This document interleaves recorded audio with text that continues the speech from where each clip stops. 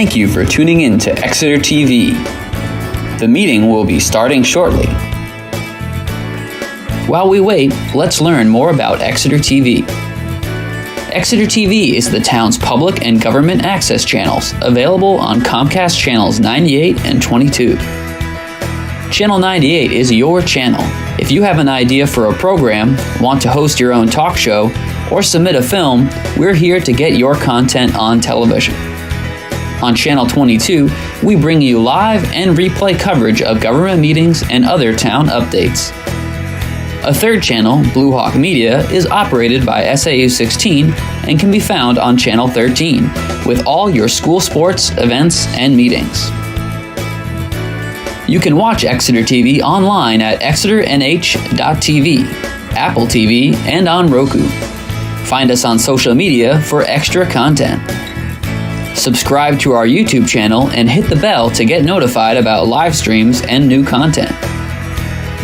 Tune in to our platforms every other Friday to watch the Exeter Biweekly Report with recaps of recent events, updates from town departments, and messages from nonprofits in your area. If you head to our website, exeternh.tv, we invite you to sign up to our newsletter to receive monthly updates about new content, upcoming meetings, and more. We'd like to thank you for taking the time to watch Exeter TV and hope that you tune in to our other content as well.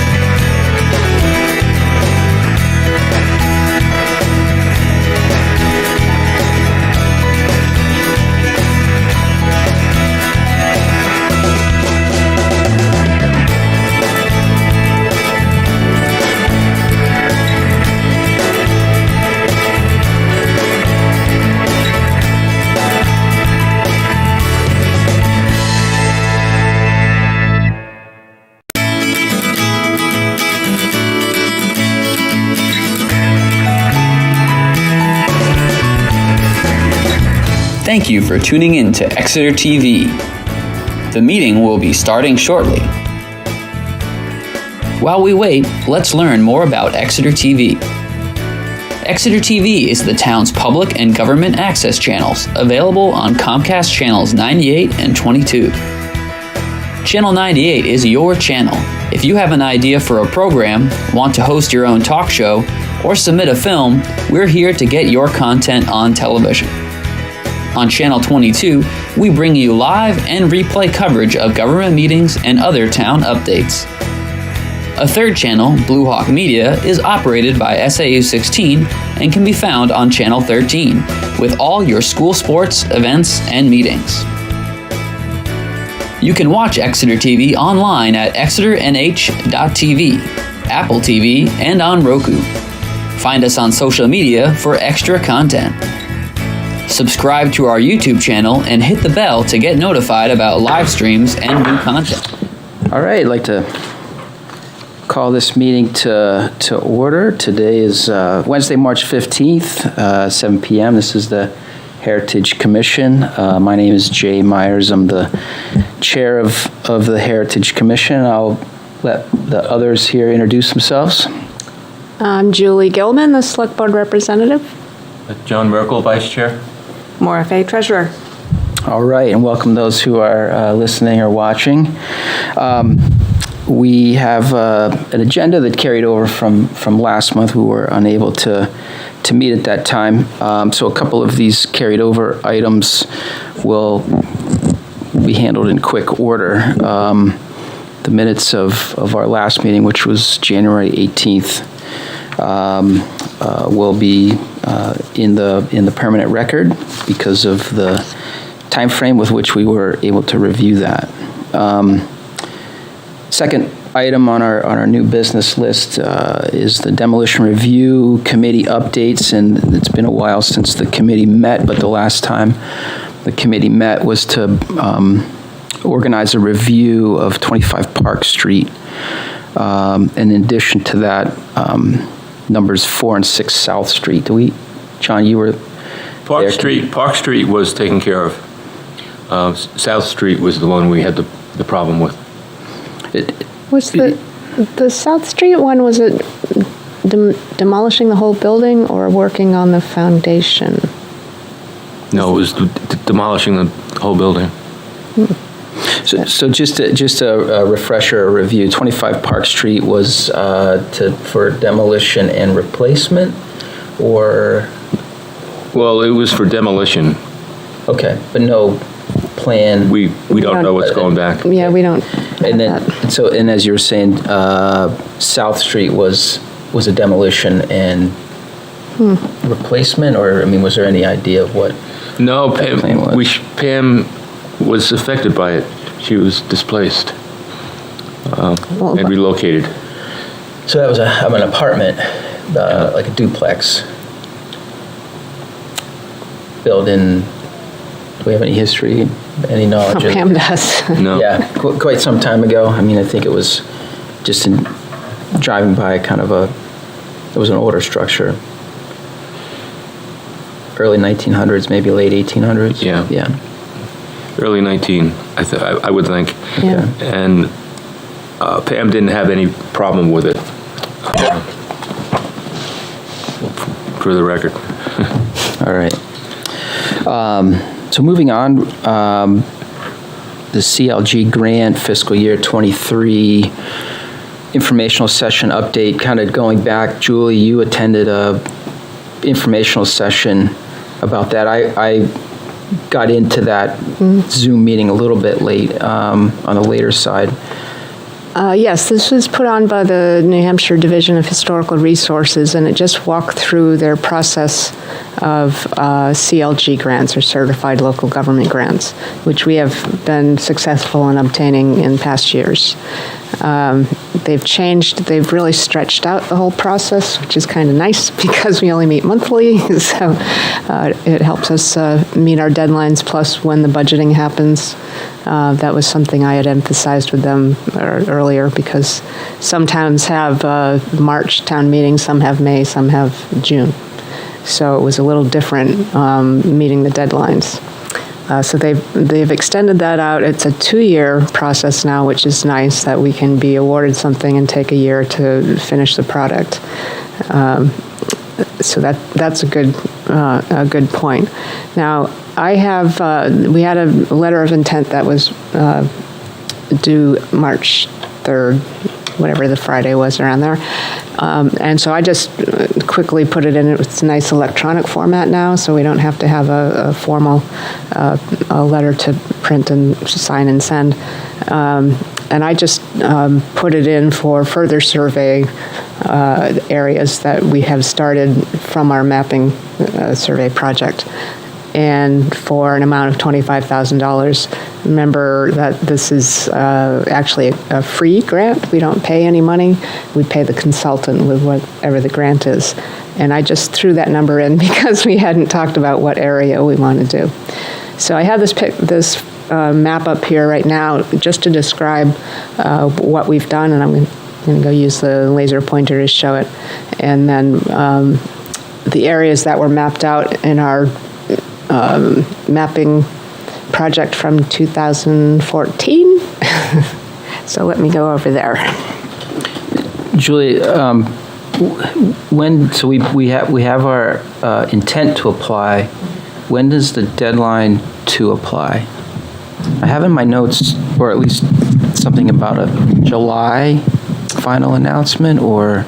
We will get a notice at the end of March, in a couple of weeks, or early April, whether or not they're considering our project, and then we go further into more detail, and we have to get 2 quotes now from preservation planners, which is interesting, but we have to do that, and I know one that we can call on, and we'll have to put it out to others on the list that they have at DHR. So we have some time between when we're approved to apply and when we make the application, which is June.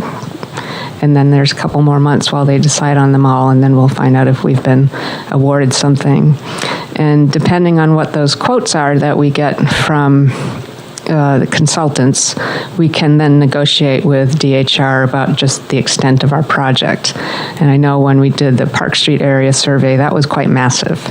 And the consultant was concerned about actually making a profit on it. So we really want to be careful about that now. So it's a good joint effort to get what we want and to satisfy the consultant.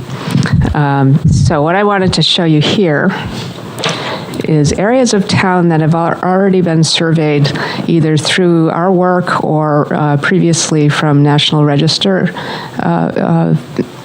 applications or approved applications, and or Section 106, which is the federal preservation guidelines. When a project includes federal money, they have to do a survey of the area to find if there's any significant buildings, happenings, people related to it. So let me see. All right. Excuse me while I go to the board.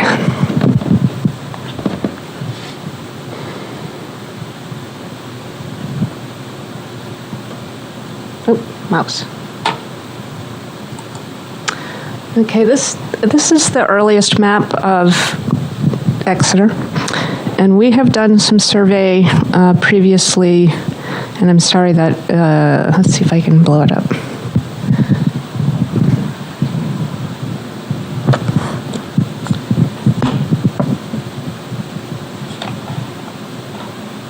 Oops, sorry.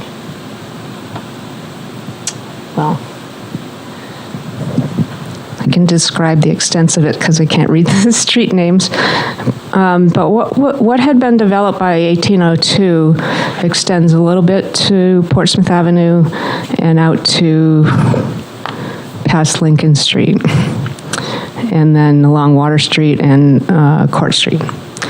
The areas that we have developed or found surveys for ourselves are the Clifford Street area here, Franklin Street. The waterfront has been done by National Register applications that are in the referenced in the zoning ordinance, and also Front Street area.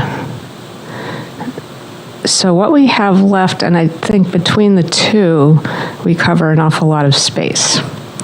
There's also a survey of the area along Lincoln Street, where the rail passes through for when the station was built, because that involved federal money. So let me change the map so we have a better look at what streets are actually involved.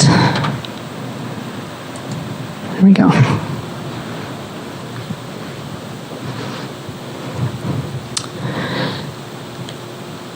All right, so we have just a corner of Portsmouth Ave, up Water Street to Main Street, and we have Front Street from the bandstand up to Main Street, and then we have Lincoln Street from Main Street, Lincoln Street from like the middle, Railroad Ave, along Railroad Ave to Main Street. So this area, and then we have the Franklin Street area and the Park Street areas off here somewhere. Oh, no, here it is. That's quite a large area that we looked at just for a kind of generic review of the different periods of architecture and the layout and the development period. So between the two that we already have that were done in the 80s, and I thought they were posted on our website, but they're not. But I have copies of them that I'll ask to be put on the website. We've done an awful lot of this area, but there's here along Elm Street and after Bow Street. Then there's here, and then I was thinking about the Cottage Street area around the mill complex, because that was laid out in a plan for the folks that were working at the mill, the shoe mill, not the fabric mill. So let me go back to the other thing.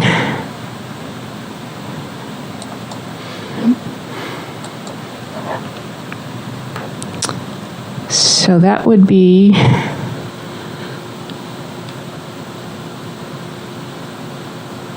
around down here, just at the edge of what was done in 1802.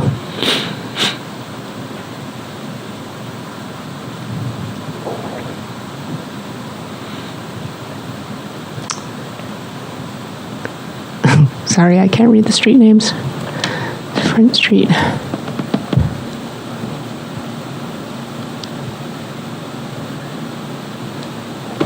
So the Franklin Street area was actually out of this date, so that's good to fill in here.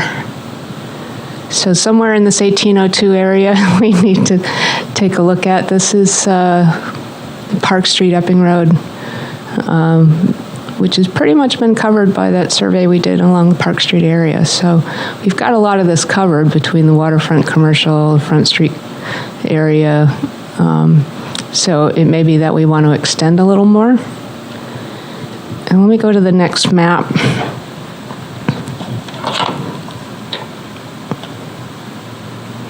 Here. So this one in red shows the area that I was talking about. I believe.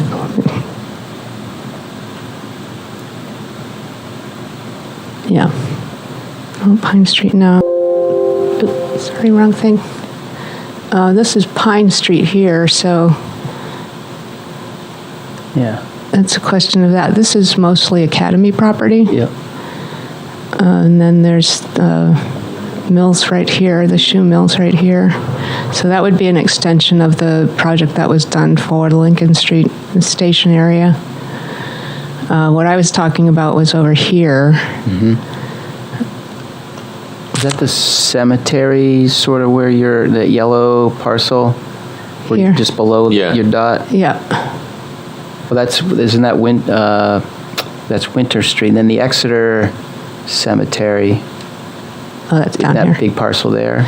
Yeah, so I was thinking it would be nice, there's some Yeah. questions in this area around the cemetery. This is a good example of the mill housing. Yep. There's some questions here about, there was a train station right here at Front Street that spanned the rails. And I'm not sure where the documentation comes from, but it is believed that it's been moved somewhere down in this area or half of it has been moved into that area near the cemetery. So I thought that would be kind of interesting to really define for the town. So that was kind of my proposal for this area of Front Street.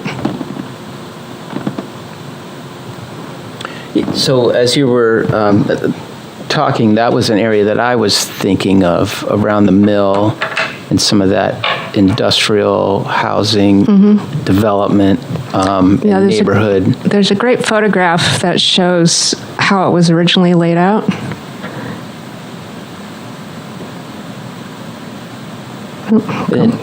Some of these surveys predate my time on the commission, other than the Park Street survey. So in terms of a resource to the public, what we have available is a historical document, a documentation, a record of existing structures, Okay. ownership. Yeah, if you look at the National Register surveys, one was done in the 1980s. I think the other one was done either in the late 70s or later 80s. They show who owned the buildings at the time. Yeah. And, the 1980s one brings me way back to, I knew all the people who owned the buildings on the waterfront commercial district, but that's all changed now. Yeah. And we had thought about updating that survey because we've either had infill architecture or empty spots. And we've lost parcels that are no longer significant. But it was recommended that we just not take that on because we might actually lose our National Register status. So I'm taking that out. So this is the area that I was looking at, the Charter Carroll Street, the workforce housing. A lot of it still remains intact. Some of it's been, added on to, some of it's been demolished and changed, but there is a lot of intact architecture there.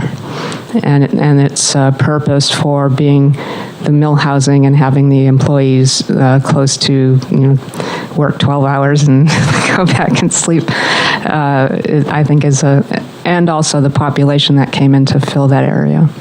Sort of like the Franklin Street area where new ethnicities would come in, and that's the area that they would fill in until they earned enough money to buy space out of town. And then a new ethnicity would come in and fill the Franklin Street area. Yeah, it's a real benefit to have this information available of this particular area. Are there other ideas? I mean, I was also thinking the Pine Street area that you mentioned, which Pine Street has all some. All of it kind of is in a similar area, but definitely developed in a different way, or the population that was settling there was. It has pretty a different. lot of nice architecture. Absolutely, yeah. And it would continue from the Front Street Historic District, as would this one. Let me go back to which map would you like to see? There's quite a bit between Front Street and Court. Right. Yeah. Up to Pine. Right. Yeah. Right. That's a lot of infill. Sorry, keep pressing the wrong button. So, Jay, what you're talking about is this area off Front Street? Right. Elliott Street to Pine Street. And even back to Yeah. Pine and Court. And what's the cross street there in the middle? Grove Street. Yeah. Yeah, that's a pretty nice area of styles and purpose. Right. So that was another area that I was thinking of. And it's pretty compact. We're not spreading out too far, I don't think. Yeah, I don't think we could propose both. That's too broad. Well, it's negotiable. Okay. You know, I think once we put in, we want to do this one because we'd like to do that one because Yeah. in between the application and the award, they have a period of time that, you know, DHR recommends shrinking it or Yeah. expanding it based on the information that they already have in their database. Julie, for the Front Street area, would you consider just sort of the bottom side of Front Street, or would you also consider including like the Union and School Street section? It's very similar, I have to say, Union Street to the Elliott Street, Pine Street area. That's definitely something to think about. Right here. I don't know, we're starting to get big here. Yeah, I mean, kind of. Well, it sort of feels, at least looking at it to me, it sort of feels like there's maybe two big chunks. There's the Pine Elliott chunk, Yeah. or there's the other chunk that includes the streets that sort of back up onto the cemetery, and then maybe also the Union School Street neighborhood. Yeah, in and addition. we do have the information about here. There's some interesting things about the factories that were in off of Railroad or Winter Street, which was then called Railroad Ave. We have the school that was on School Street. So it makes me think too, given some of the conversations about the Lincoln Street corridor, and it might be timely to survey that area. Yep. I mean, That's an idea, yeah, because we have been talking about the improvements. We've done Right. some of them, but not all of them right. in that area. That's a good consideration. Let me go back to that 1802 map. That is hard to read.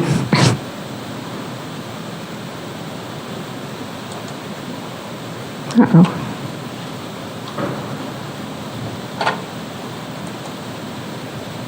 I like that picture. Yeah.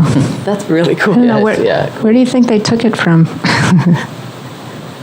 And do you know what year that was that photo's from? 1884-ish. 1885. Must have taken it from the mill. That's what I'm. Yeah, right, from the top of the mill. Yeah. Okay, so let's take a look at this.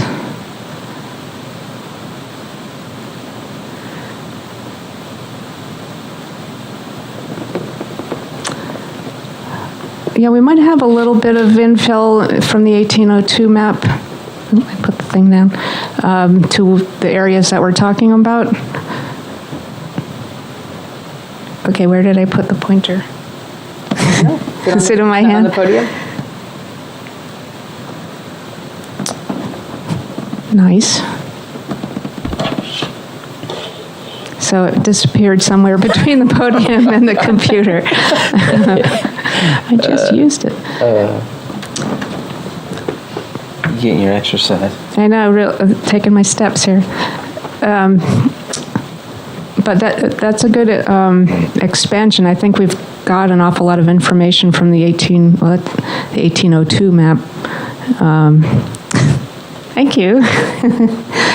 That is it. So this would be 1845, and that's when we start seeing the mill complex and the mill housing, and then the area around Pine Street and the cross street that you just mentioned. Grove Street. Oh, Grove Street, right. Well, you'll notice on this one that area where School Street was not developed. That's where the Robinson Seminary was. Right. In here. So, yeah, this is Lincoln Street.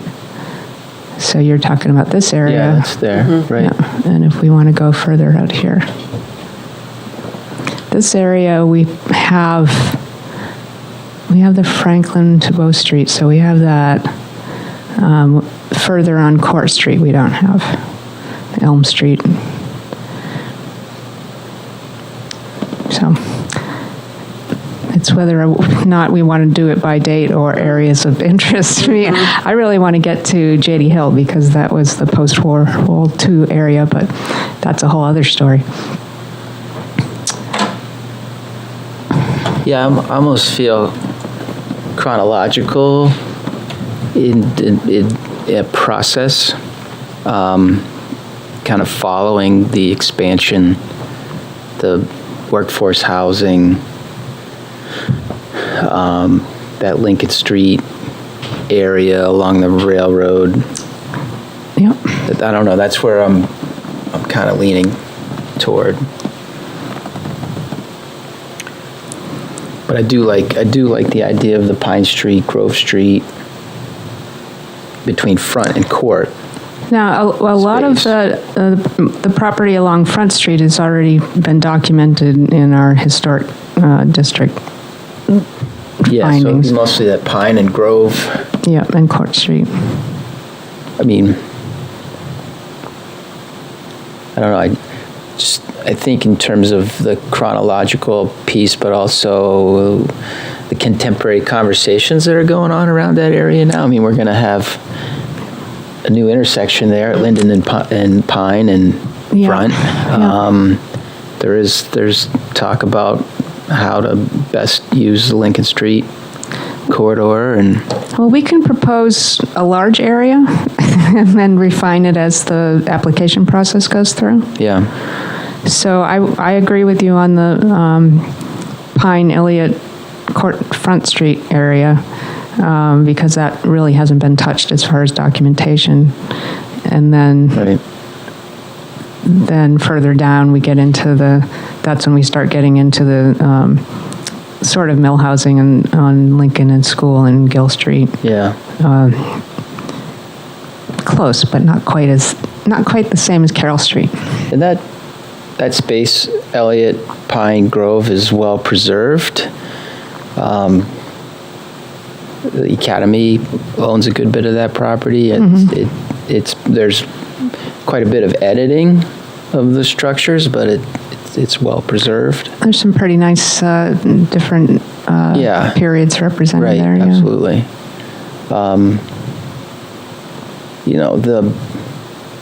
And Union and School is pretty well preserved too. I mean, there's been some edits. I think of those that have always architecture. been dense, Yeah. so there hasn't, dense infill of the changes over time and what the mill produced. Yeah, right. So, and they were laid out, as very compact, so there hasn't been a whole lot of change to the area since it was first infilled. Yeah.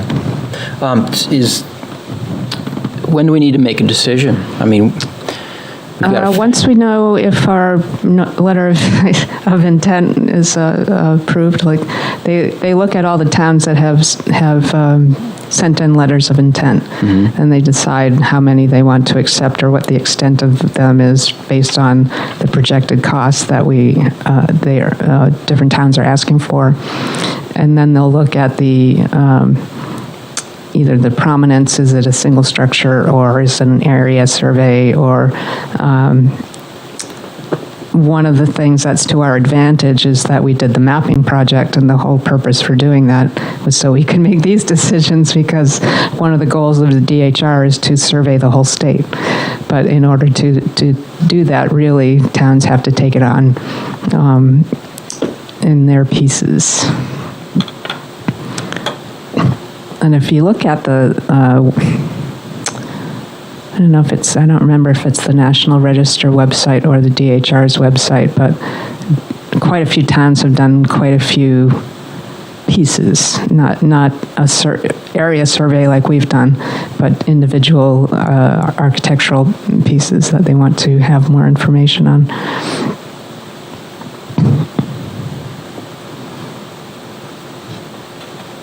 So when will the decision be made to accept our intent to apply? Did you say it was June?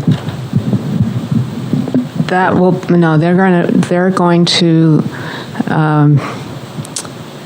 invite us to apply. That'll be more in the end of March, middle of April Okay. timeframe. Yeah, so coming up soon. So it's likely before our next meeting, we'll have a update Yes. and more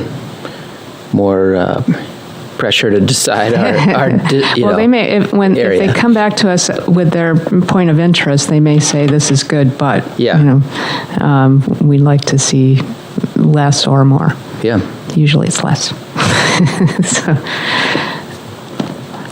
So yes. And if so, with your acceptance, I would go ahead and, because this may come out before our next meeting, to go ahead and flesh out the application.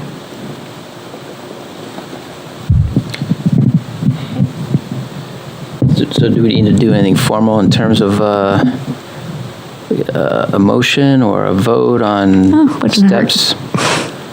Okay. I move that if we receive notification from DHR that they are interested in our proposal, that we authorize Julie to flesh out the application on behalf of the Heritage Commission. Second. Nicely stated. Any further discussion? All those in favor say aye. Aye. Aye. Aye. That's 4. Opposed? None. So that motion carries. Okay. All right. Good decision. Like I knew what I was talking about. Yeah, right. That rolled right off there. Awesome. Thank you, Julie, for that. That was very informative. Do you want to see the actual survey presentation I put together? The PowerPoint, have you ever seen that? Sure. Do we have time on our? Yeah, we've only got a few kind of minor things for the record to say. Well, I'll tell you, this is not a very fancy PowerPoint because I did it like 9 years ago, and it's pretty basic. We were seeing bits and pieces of it, but I yes. wanted to know the whole story. So let me go back to.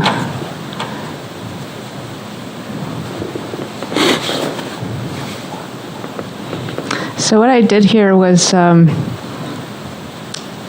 show the history as the town developed based on the mapping project that we had.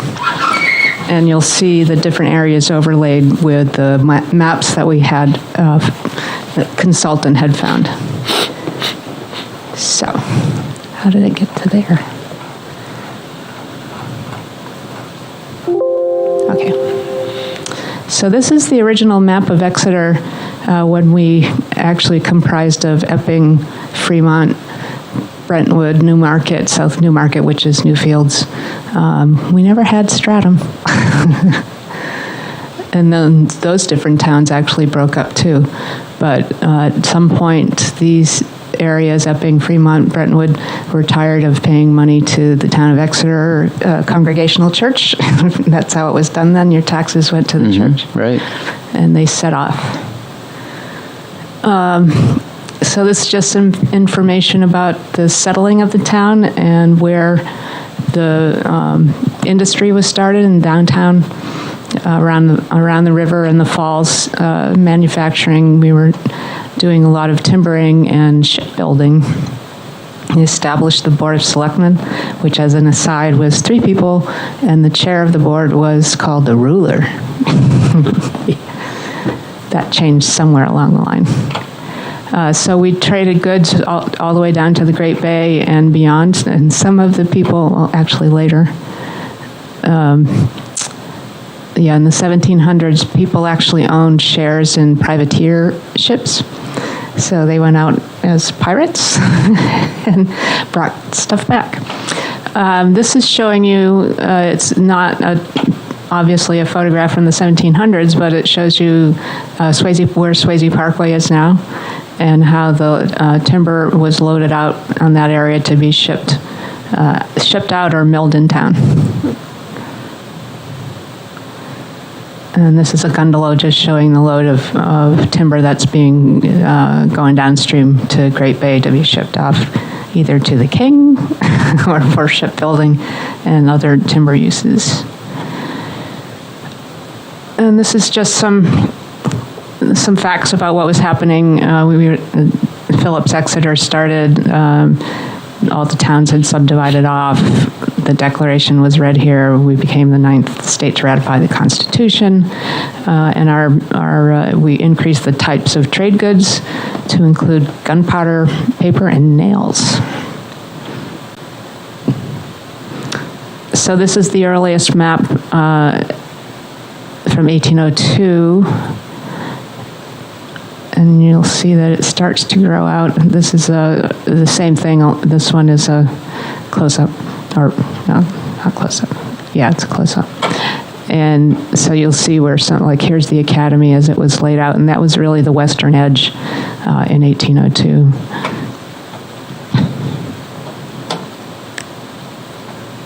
And Land's End, now Park Street. And again, a schooner, and you'll see that the masts are hinged here so they can fit under the bridge over the river where 101 is. And then parked at Water Street, in the back of Water Street. You can see how low the development was there. Okay, so that was 1802, the area of activity. And then we get up to the 1830s, population has grown. The mills on Chestnut Street were developed. And also actually along Lincoln Street, the brassworks started. We have there was at one time, just on the area between the Great Dam and String Bridge, more than 12 different mills. Some of them making starch. I have up here fulling cloth, nails. If you look at the 1802 map, you'll see some of those, but not all of them. We started publishing the first newsletter and actually became known as one of the leading, or actually most populated amount of printing that was done in the area. The last boat to launch out of the downtown was in 1839, and the powder mill explosion out off Kingston Road was a powder mill at the time, and I don't know what ignited it, but it exploded. Oh, so Powder Mill Road was... Yes, there was. Obviously, the canals actually are still there that you can see. Used to be my old swimming hole area. So then the railroad comes through, and it changes the direction of growth in town to the areas we've been talking about along Lincoln Street. There was filled in some, you see down here, some dense growth of carriage making, wagon making. That's what we read about in our Franklin Street area survey. That was an important part, and you can read, I think, in Bell's history about the folks that one built carriages and then they moved to the next building and painted them. And what else? That's Jerry's there, right? Yep, that's right here. Yeah. And actually the train, like I said, the train station moved there. A couple of locations. One was at the intersection of Front and Front and the railroad, and then it moved further down to Lincoln Street.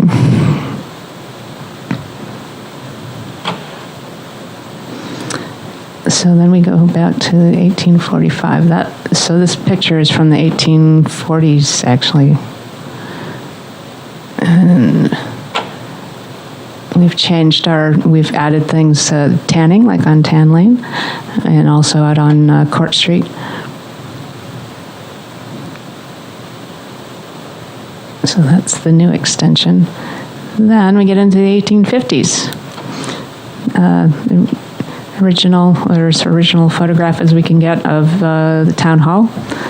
And you'll see it looks just a little bit different in its painting scheme, but otherwise, other than modernizing things here and having the bandstand, it was known for being an outstanding building, one of the biggest, or the biggest town hall at one point, very grand.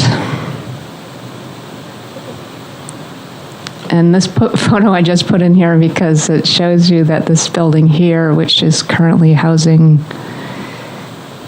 The Noodle Bar. the Noodle Bar, yes, thank you. The last thing I remember is the bar that was there. But it's actually the same as it was back in the 1870s with that weird knockoff to the river. Yep. And then another thing with the Exeter Manufacturing Company added onto the building, and steam. Then we get to 1874, and the green areas you see on here are parks and academy property. This is the cemetery, the Winter Street Cemetery. So there we are, we've extended, and so what we're talking about is more of this area to do the survey on. This is the bird's eye view, I love these. This is 1884, and it's hard to see.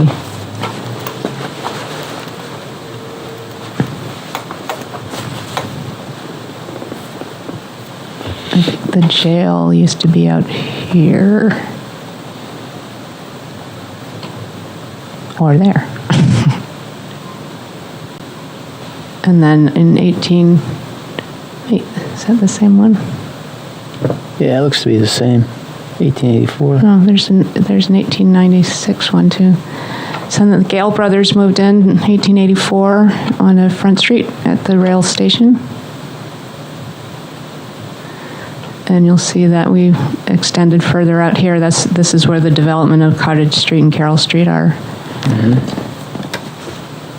And there's the picture in the worker housing. Julie, would some of that have been then later demolished to create the cemetery? Were there originally houses further back? That would be a question we'd find out in an area survey. I don't know. It's a good question. It's a good question, yeah.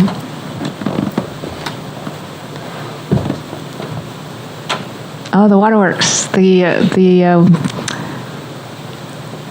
water system was originally a private business, and the town bought it, but we still use the facility off of Portsmouth Ave to filter our water. Yep. And we had a fire truck, which is still in the fire museum, actually. Oh, Gilman Park. That looks a lot like it does now. Yeah. So then we move on to 1892, and you can see the rail has really been brought a lot more growth out to this end of town. The scale of map is hard to, whoever draws it does the prominent people property and put their names on it, so they're kind of interesting just for that. And taverns, they like taverns.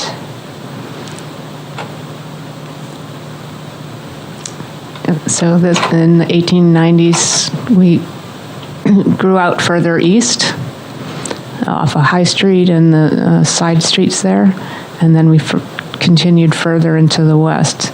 That's when the Park Street area was really started to infill. It's funny because this was some of the earliest streets that were laid out, but they weren't actually built up until like a century later.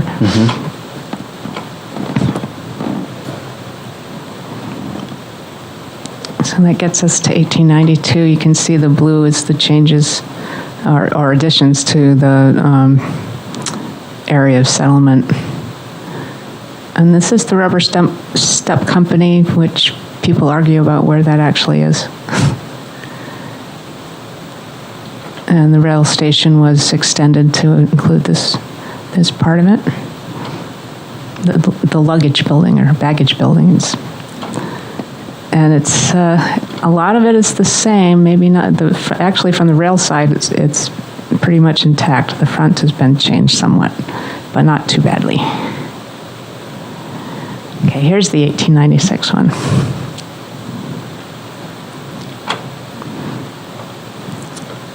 And what's interesting is if you look, you can see a train coming along, and they're all puffing black smoke. Mm-hmm. And this shows you around the borders of the different areas that, or different prominent structures or important things to town, has all the mills that are on there. And the publisher at the time owned a piece of property on High Street. So cut a little notch over here to his house, which is now my house. Oh, very interesting. I know. So I like this map. Electricity comes to Exeter. And the start of the trolley out to Hampton. The 1897.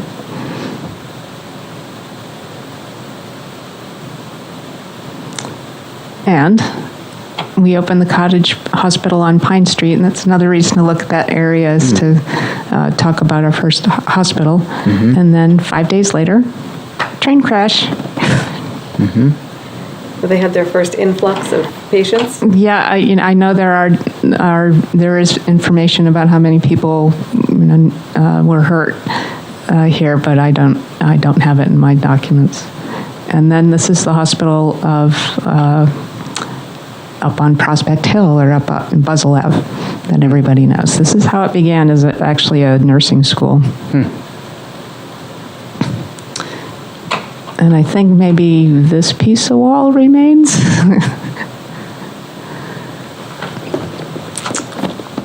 Okay, so let's see. There we go. So this is downtown. You'll see this is the Masonic Lodge here. The Ioka hasn't been built yet. This is the difference between 1897 and 1915, where this really changes the look of the town, the look of the street. Because this building right here is that building right here. Mm-hmm. And there's the trolley. So now, by 1913, we've really started to progress out some more. And a lot of this happens from people that were in the scrunchy little lots where the workforce housing was, to just a little bit more space out here, a little bit larger lots. Bandstand was donated. And I'll tell you, I was looking for something on the National Register or the Library of Congress, where you can find lots of different maps of things. And I went down this rabbit hole that ended up being about Ambrose Swayze. and I didn't get to the bandstand, but I got to a lot of documentation about his donation to the Exeter Shore Parkway, which I found very interesting. It was mostly between the Olmsted Brothers architecture firm, which is people don't believe, but they did have a design for it. The documentation that I found so far doesn't actually show the map, so I'm going to go somewhere and see if I can find the maps for it. Right now, it's just the communications between Ambrose Swayze and the Olmsted Brothers. And now we're really building out a town. We're more prosperous, doing different kind of manufacturing, working in other places, and the edges of town are getting filled in. And this is when Swayze Parkway was gifted to the town. There's a lot of documentation about, there's one really funny letter between Swayze and the architect, that they wanted the architect to come visit Exeter, and then talked about where they were thinking about doing this parkway, and the architect can come and look at it, but shouldn't talk to any people in the town because it involved buying public or private property, and they didn't want to give it away. So this is 1938, the tricentenary celebration. The map, and it still is kind of including historic structures and, the most famous things about Exeter. One of the interesting things about this, if I can't blow it up, but it has markings where there are doctors' offices. and I think, and the churches.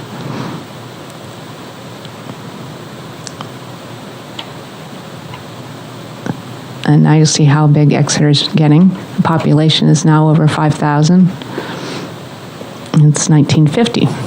So this is where J.D. Hill comes in, the post-war era building where houses aren't too big. They're kind of closer together, kind of similar to each other. So this is a different look of downtown. Mills are over here. Bandstand is where? Down here. And that's it. Yeah, great, thank you. Yeah, given what we were talking about regarding the CLG grant, chronologically, I think I think we're focusing in on the right area, whether we decide on Pine Street part or Union, the Lincoln Lincoln, Street, yep. Gill Street area. Okay, I think it's the right thing to do. But we have time. Yes, yes, we do. They have to accept our application. Or our intent. Just ticking down the list on agenda, I wanted to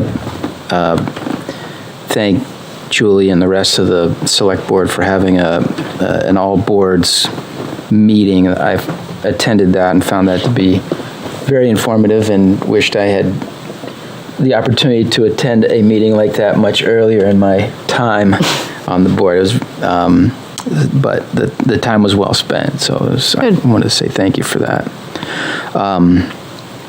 Moving down the list, is there anything from the select board that is an update for the HC? John's not here to talk about the planning commission and Pam with the historic district, so if there's anything. Well, I think the biggest thing is, as you referenced earlier at the vote yesterday, the plan for the Linden Pine Front Street intersection was approved. So we'll see what happens with that, and that probably won't have an effect of the area, because most of that has already been documented through the Front Street Historic District Survey, but Pine Street, as you said, has not. So that might be a good way to start. And the Historic District Commission hasn't had a meeting in a long time. We just haven't had any applications. And really nothing that would affect the heritage of anywhere, or any district. So that's been very quiet. All right. In terms of old business, there was some talk a while back about the Perkins Cemetery, and I'm certain there hasn't been much movement in that direction. That needs to be looked at a little more before making any kind of application. Frankly, I don't know the extent of it, and I'm not going out there because I just have to look at poison ivy to start itching. Mm-hmm. So I really don't know the extent of it. I know there's a book of the 23 cemeteries there are in Exeter, either family plots or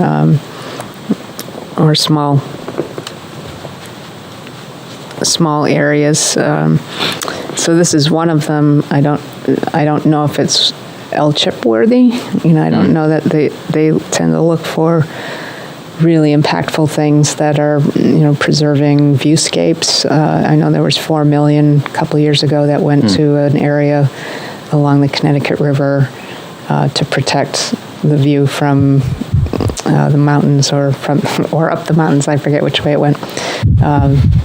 And this would be a smaller project, which could be fine to, if they have broken down their money in a certain way. Frankly, I think we should look at it before we make that kind of decision of whether to go forward with it or not. Okay, yeah. I mean, that was something that Pam was interested in pursuing. John, you wanted to say? Well, the L-chip is so competitive, and it's very sophisticated. Well, also I was thinking that we had the project at Winter Street Cemetery, and we have the manual of how the preservation was done, that we may be able to lead a project in doing that ourselves. Yeah. All right, sounds good. It's been a while, but the Town Hall Survey and Registry of Historic Buildings, there were some decisions made between our last meeting and now. What... I had put in an application to the New Hampshire Preservation Alliance to match money to do a historic building survey, because I thought that was a step that was necessary to get it on the National Register. And the purpose for putting it on the National Register is to be able to be available or be appropriate for federal funds, federal grants. And we were turned down, and I had a discussion afterwards about it, and they recommended we go to L-chip because I explained what we wanted to do further on, but not what this, well, I said what this grant was for, is to do that first historical survey of the building. But they took it as a whole project and made that recommendation, which was not what I was looking for. But they also said we don't need to have the survey in order to go for the National Register. But that's not what DHR says. Well, there's two different surveys, though. What you were asking for was a building assessment. Yes. Yeah. And you don't need that to go to the National Register. Okay, that's what I didn't understand. So is there anything for the HC to do at this time? I need a person. We're putting together a town hall master plan committee, and the Heritage Commission would have a small part of that. It's really what the Arts and Culture Commission had done a survey about what people want to see in there, and that's going to drive a lot of changes that we might make to the interior. I think the biggest ones are seating and heating and air conditioning, and definitely sound and lighting. But we don't want to do them piecemeal. We want to do them as a total project. So in order to be more efficient and impactful, there may be changes that we need to make, or we just want to document what's there and whether or not we need to keep it. For example, the gallery seating in the main hall was built in the 1930s, much later than 1855, and it's become such a feature that is it something people want to see kept or not? But it's also part of where the sound and lighting control is for the staff. And to go from there, we go to the Department of Labor that did their survey of the different buildings that we have, and this is aimed at staff, not the public in general. And because we have staff accessing that area, they have concerns about the front wall being too low and falling risk, and recommended or said you need to make something that's 4 feet high. And maybe the recommendation is glass, but it would have to be able to sustain a 400-pound impact, much like a hockey arena. So, there's a lot of pieces, parts that need to be considered. So we're putting together the Facilities Committee, the Energy Committee, the Arts and Culture Committee, a little of everything, but we need, for a while anyway, I think we need a representative of this group. We haven't set up the group formally or the charge or picked a meeting date. I'm sure it would be once a month or once a month. I'd say that's the extent. Yeah. So the HC will wait and see for a call for a volunteer. And call us right now.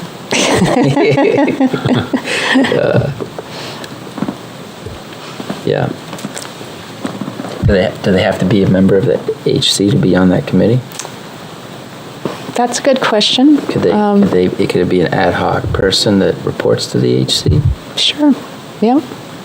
Yeah.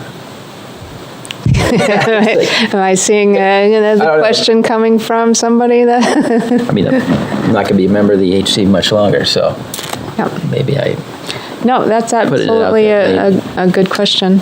Yeah. Somebody related but not formally part of it anymore. Yeah, all right. Any further discussion on that? Moving down the line,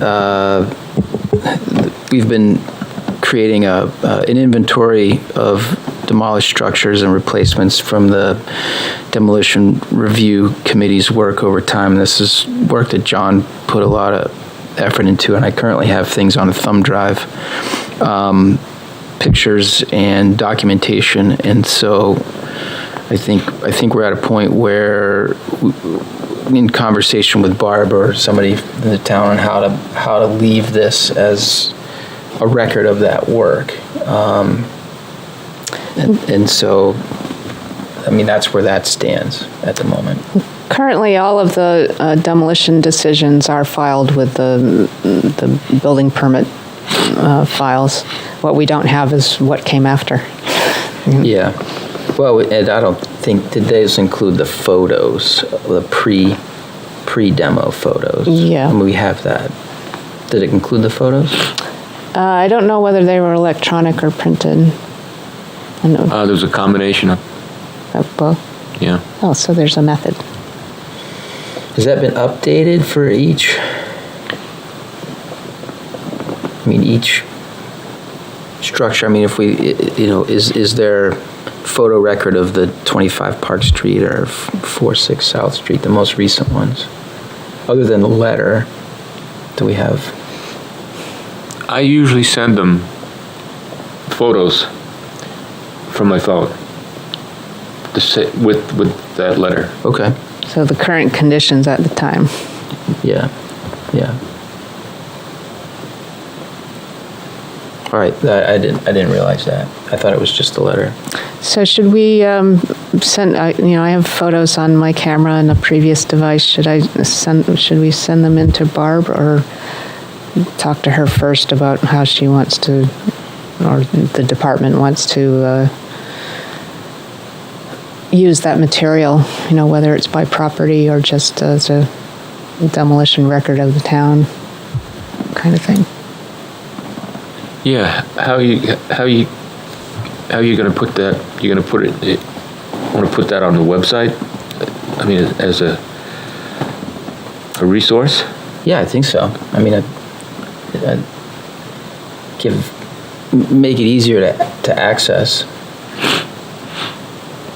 I mean, I think that would be a good way to use those pictures. Definitely.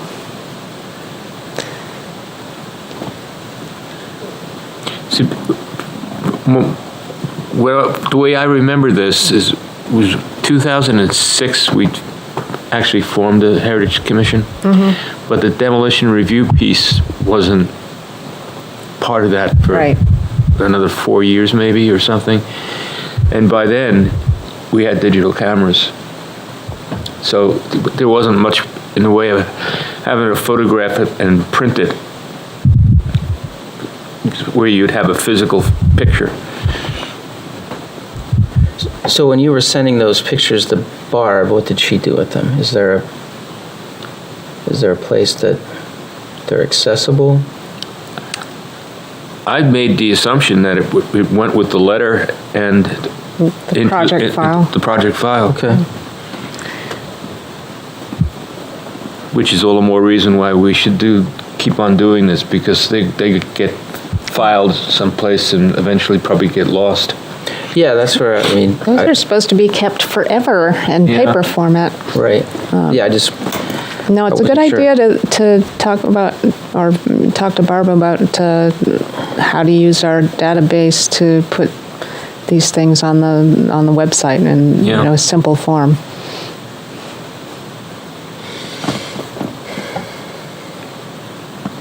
All right, and that kind of takes us to the last bullet of the neighborhood heritage area, and of the sort of, I'm at the place where I think we have what we need, rather than continue to put forth an idea of a narrative. And I don't know if there's any updates. I know I don't have updates to the outline that we created, but there is a public record, there is paper record, accordion file that memorializes the work that we did, and so we'll probably just leave it at that.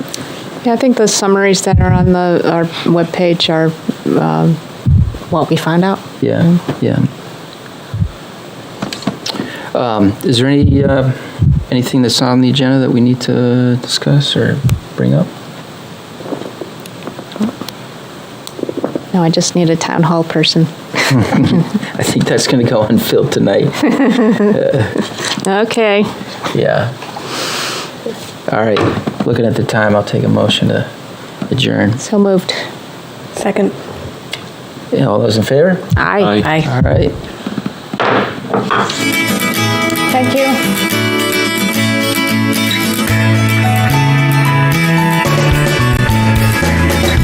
Thank you for tuning in to Exeter TV. Exeter TV is the town's public and government access channels, available on Comcast channels 98 and 22. Channel 98 is your channel. If you have an idea for a program, want to host your own talk show, or submit a film, we're here to get your content on television.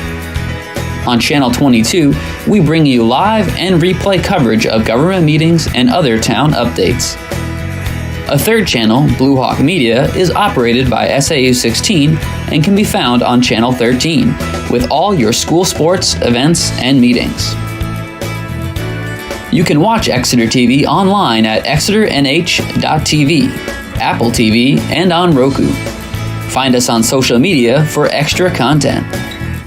Subscribe to our YouTube channel and hit the bell to get notified about live streams and new content.